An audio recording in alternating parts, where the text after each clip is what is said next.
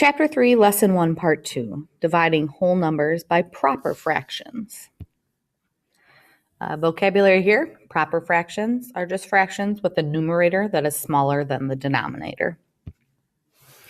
So dividing whole numbers by proper fractions is exactly the same as what we did with unit fractions. We are simply going to split up our whole number. So in this case, 6. So we have 6 examples here. We're splitting it up into the number of spaces in the denominator, 4. So you see all 6 of these are split up into 4. But now because they're asking for 3/4, we're counting how many groups of 3 there are. So you can see here's one group of 3. Here's a second, third, fourth, fifth, sixth, seventh, and 8. So 6 divided by 3/4 equals 8. If you don't want to use a picture, you can always do the keep flip change method or KFC.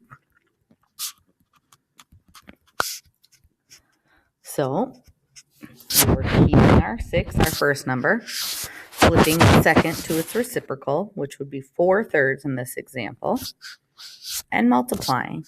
So with fractions, remember we multiply straight across. So 6 times 4 equals 24 over 3, because 6 is simply 1, or 6 is 6 over 1. And then 24 over 3 simplifies all the way down to 8. 24 divided by 3 is 8. So here we have number 15, which is practice 4 divided by 2/3. We could use the picture and count how many groups of 2 we have after we split up into thirds, or I prefer using keep flip change. So I'm going to keep my first number as 4. Remember, 4 as a fraction is 4 over 1. Any whole number can be turned into a fraction by placing it over 1. I'm flipping my second to its reciprocal. So 2/3 becomes 3 over 2, and changing it to multiplication.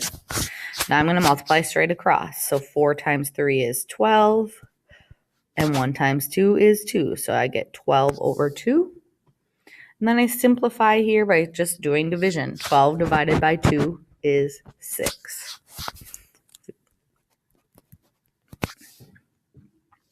Number 16, 9 divided by 6/7.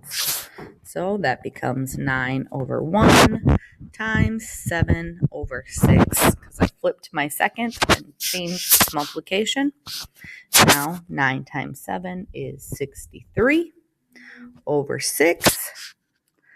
So I can simplify here by doing division of 63 divided by 6. 6 goes into 6 one time. I subtract, I bring down. 6 doesn't go into 3, so I have 10 with a remainder of 3, which goes into fraction form as 10 and 3/6. And we know 3/6 can simplify down into 10 and 1/2. So 10 and 1/2 is our answer here. All right, number 17, 10 divided by 4/11 becomes 10 over 1 times 11 over 4. 10 times 11 is 110. 1 times 4 is 4. I do long division here to turn it into a mixed number. 4 doesn't go into 1, so I put that X there for a place marker. But 4 does go into 11 2 times.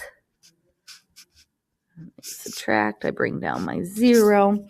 4 goes into 30 7 times. 4 times 7 is 28. So I have a remainder 2. So my quotient is my whole number. My remainder becomes my numerator. And my denominator is staying 4. So 27th and 2/4, which simplifies again down to 27th and 1/2. All right, so now we're using a real world situation. A faucet can fill 3/5 of a container in a minute. If water flows out of the faucet at the same rate, how long will it take for the faucet to fill 3 containers? So the whole is 3, and we're splitting it up into groups of 3/5. So that's 3 divided by 3/5. We flip it, the second number, to 5/3 and change it to multiplication. So 3 times 5 is 15. 3 times 1 is 3.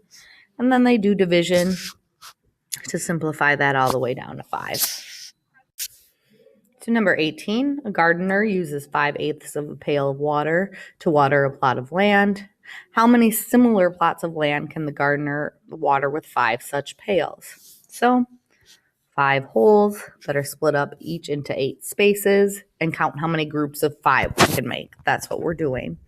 So 8 here divided by 5/8 is our problem, excuse me. So that's going to become 8 over 1. Again, I'm just turning that into a fraction so you can see we're multiplying straight across, times 8 over 5. 8 times 8 is 64 over 5. We need to perform long division here to simplify that down. 5 goes into 6 one time.